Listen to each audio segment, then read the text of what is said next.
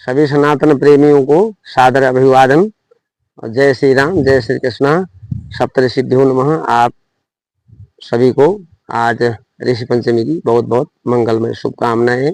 ये व्रत महिलाएं, माताएं, बहनें और को करना चाहिए। जो भी हमारे हाथ से पूर्व जन्म में या इस जन्म में अभी तक कोई पाप हो गए हो, छुआछूत, शुद्धि अशुद्धि आदि के लिए, उसको प्रायश्चित करने के लिए इस व्रत को किया जाता है। इसलिए सप्तऋषियों की पूजा की जाती है। पूजा स्थल पर पीला कपड़ा या सफेद कपड़ा बिछा करके 7 कुशों को रख करके और उन पर सप्तऋषियों का ध्यान किया जाता है। तो साथियों, और सप्तऋषियों के नाम से वहाँ पर दिया जलाया जाता है और कलश में जल रखा जाता है। इस प्रकार और मध्याह्न के बाद इनकी पूजा और महात्म्य इनका सुना जाता है। दरअसल इस बारे में कई कथाएं प्रचलित हैं। तो हमको जो कथा ज्ञात है, हम उस कथा के बारे में कहते हैं कि बहुत प्राचीन समय की बात है। एक ब्राह्मण थे, एक ब्राह्मणी थी। उनके घर में भोजन बन रहा था, अर्थात कोई कार्य दिवस था और कई लोगों को निमंत्रण दिया गया था। लोग भोजन के लिए आए थे। तो वहां पर ब्राह्मणी जी भोजन बना रहे थे और ब्राह्मण देवता कोई अपना कर्मकांड में व्यस्त थे। तो साथियों, भोजन बनाने के मध्य में ब्राह्मणी जी को वो मासिक धर्म हो गया।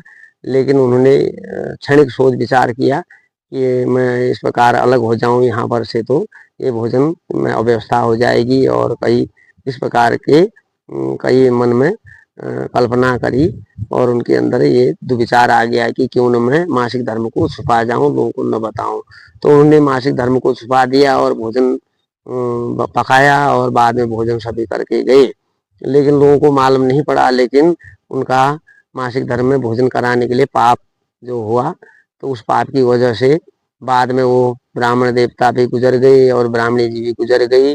और उन्होंने बाद में ब्राह्मण देवता को अपनी पत्नी के पाप का जो है कि फल मिला। उन्होंने बैल का योनि पाई और ब्राह्मणी जी को मादा कुत्ता का जन्म मिला और वो अपनी पुत्र के घर में संयोगवश वो आ गई। अब उनका पुत्र जो है कि अपने घर में अपने पिता का श्राद्ध कर रहा था और उन कई लोगों को भोजन में बुला रखा था। सारे लोग बैठे थे वहाँ, भोजन रसोई अपनी जगह थी। तो साथियों, वहाँ पर जो है एक कुत्ता उनके घर का, जो उनकी माँ ही थी उस रूप में, लेकिन राम के पुत्र को पता नहीं था। कोर्ट में जो बैल बंधा था उनके पिता थे, ये पता नहीं था, क्योंकि लोगों को ये पता नहीं होता है पूर्व जन्म में कौन था, क्या था। तो साथियों, वहाँ भोजन बनते के समय छाया पर जो है कुत्ता भी बैठा हुआ था, लेटा हुआ था। उसकी नज़र रसोई की ओर थी। जब भोजन बन रहा था तो उस समय आसमान में एक चील उड़ता हुआ आया और उस चील के मुंह में सर्प था। वो सर्प जो है छपाक से जहाँ दाल बन रही थी, दाल चावल बन रहा था, दाल बन रही तो बड़े बर्तन में ऊपर से सर्प गिर गया। वहाँ पर खीर आदि बनी थी, पकवान बन रहे थे। तो तरल पदार्थ जो है दाल बन रही थी, उसमें सांप गिर गया। किसी की नज़र नहीं पड़ी, बस सिर्फ कुत्ते की नज़र पड़ी। और कुत्ते ने मन में सोचा विचारा कि भाई आप इस भोजन को जो लोग करते हैं, ये सभी लोग जो है कि इस विष के प्रभाव से मृत्यु को प्राप्त हो जाएंगे। जब भोजन बन चुका, सभी लोग भोजन के लिए तैयार हुई, तो कुत्ता ने जो है दौड़ करके वहाँ रसोई के अंदर घुस करके और दाल के जो पात्र को स्पर्श कर लिया।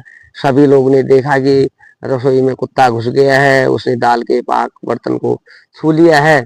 तो इस प्रकार सभी लोग जो है कि खूब चिल्लाने लगे और कुत्ते को भला बुरा उसको भगाने लगे। तो वहां से जलती हुई लकड़ी और उस कुत्ते को दे मारी। तो साथियों, कुत्ता काँव काँव करते हुए भाग गया। फिर दोबारा दाल का पात्र जब गिराया गया तो उसमें अधमरा सांप मिला। अब सभी लोगों की राय बदल गई, कुत्ते को उन्होंने काफी धन्यवाद करने लगे। साथियों, जब दोबारा दाल बनाई गई और उस प्रकार फिर दोबारा भोजन का पूरी व्यवस्था हो गई और सभी लोगों को भोजन कराया गया। तो ब्राह्मण के पुत्र जो थे उस घर में जो श्राद्ध कर रहे थे, वो पिंडदान करने के लिए पिंड को गाय को खिलाने के लिए जब गौशाला में गए, उनको तो दरवाजे पर थे तभी तक गौशाला के अंदर तो मनुष्यों की बात करने की आवाज आई। जो वहां पर कुत्ते को जो मार रखा था, अजला कुत्ता, तो वो वहां पर कहने लगे कि अपने बैल से बात कर रहे हैं कि भाई और दिन तो हमारे को इस घर में जूठन मिलती थी, आज जूठन भी नहीं मिल पाएगी, क्योंकि मैंने इस प्रकार से सर्प के विष से बचाने के लिए दाल को छू लिया है। अब लोगों को मालूम नहीं है, लोगों ने मेरे को भला बुरा किया कह रहे हैं, और जो है कि मेरे को जल्दी ये लकड़ी मारी, अब इसमें कीड़े पड़ेंगी और मैं बहुत दर्दनाक मौत मरूंगी। इस प्रकार मादा कुतिया कह रही है। तब बैल ने कहा कि देखो, तुम्हारी ये पाप की वजह से मुझे बैल की योनि मिली है, दिन भर जुताई करता हूँ, शाम को सूखी घास मिलती है और कोड़े डंडे पड़ते हैं, तो इस प्रकार तुम्हारे पाप की वजह से मैं भी भुगत रहा हूँ दुखों को। तो साथियों, कहते हैं कि पत्नी के पाप पति को और पति के पाप पत्नी को भी भोगने पड़ते हैं। इस प्रकार पवित्रता का बड़ा ध्यान रखना चाहिए। तो इस प्रकार जब उनको मालूम पड़ा कि हमारे गोठ में जो है कि बैल जो है हमारे पिता हैं, और जो है कि ये कुत्ता जो घर में पाल रखा है तो हमारी माँ के रूप में है, तो उन्होंने उनकी काफी सेवा शुश्रूषा की, नहला धुला करके उनकी खूब रोज सेवा करने लगी। और बाद में अपने गुरुओं से जा करके विचार विमर्श किया, तो उनके गुरुओं ने उनको बताया कि आप ऋषि पंचमी का व्रत करिए। ऋषि पंचमी का व्रत करने की के बाद उसके पुण्य जो प्राप्त हुआ, उसकी वजह से बैल की तुरंत ही मृत्यु होगी और कुत्ते की भी मृत्यु होगी। दोनों जो है कि अच्छी योनि को प्राप्त हुए। बैल की योनि त्याग हो गई और उनको भी, कुत्ता को भी अपनी योनि से त्याग होना पड़ा। तो वो अच्छे लोगों को चले गए, और उनके घर में जब ऋषि पंचमी का व्रत किया उनके परिवार ने, तो परिवार में सुख सौभाग्य की वृद्धि हुई। अर्थात ये कथा कहानी बनाने और कहने वाले का ये उद्देश्य रहा है कि इस प्रकार मासिक धर्म के दिनों में, रजस्वला होने के दिनों में 3 दिन तक पवित्रता का बड़ा ध्यान रखना चाहिए। 3 दिन तक जो है और किसी चीज को भोजन आदि स्पर्श न करें, लोगों को भोजन न कराएं अपने हाथ से, जल भोजन आदि न दे अपने हाथ से, और जो है कि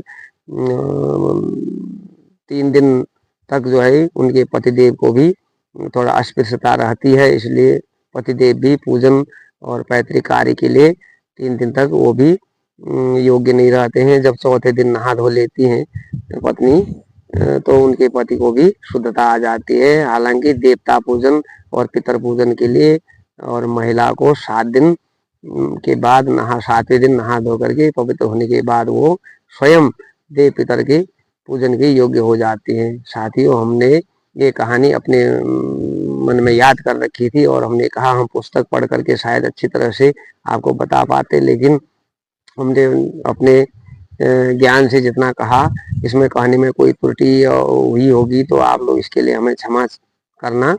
तो साथ ही हमारा उद्देश्य सिर्फ और सिर्फ इसका महात्म्य आप तक बताना था कि इस प्रकार छुआछूत को अनदेखा करने से, लापरवाही कर देने से कितना भयंकर पाप पैदा हो जाता है और पुण्य क्षीण हो जाते हैं। तो ऋषि पंचमी का व्रत करने से आपके सारे जाने अनजाने में किए हुए अपराध पाप दूर हो जाते हैं। तो माताएं बहनें सभी लोगों ने इस ऋषि पंचमी व्रत को करना चाहिए, और निश्चय ही सप्त ऋषियों के आशीर्वाद से, उनके स्नेह से जो है कि आप सभी के घर में सुख शांति होगी, मनोकामना पूर्ण होगी, सुख सौभाग्य की प्राप्ति होगी, आपके सारे पाप दूर हो जाएंगे। मनुष्य का शरीर मिला है तो गलतियां तो होती है, मनुष्य देवताओं से भी गलतियां होती हैं, मनुष्य तो साधारण नर देह पाया हुआ है। तो साथियों, हमारा उद्देश्य आप तक इस कथा को कहने का था। हमने जितना, जिस तरह से, जिस भाषा में आपसे कह सकते थे, जिस तरीके से हमने कहा आप सबसे, अब हम इस कथा को यहीं विराम करते हुए विदा लेते हैं। जय श्री राम, जय श्री कृष्णा, और राधे राधे। सप्तऋषिभ्यो नमः। ऋषि पंचमी का व्रत आपको फलदायी हो, आपकी मनोकामना पूर्ण हो। आप सभी लोग ऋषि पंचमी का व्रत करिए। जय श्री राम।